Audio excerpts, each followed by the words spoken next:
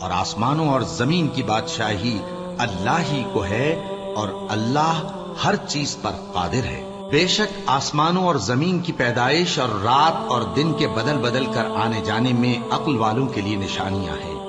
جو کھڑے اور بیٹھے اور لیٹے ہر حال میں اللہ کو یاد کرتے اور آسمان اور زمین کی پیدائش میں غور کرتے اور کہتے ہیں کہ اے پروردگار، تو نے اس کائنات کو بے فائدہ نہیں پیدا کیا، تو پاک ہے، تو قیامت کے دن ہمیں دوزخ کے عذاب سے بچائیو۔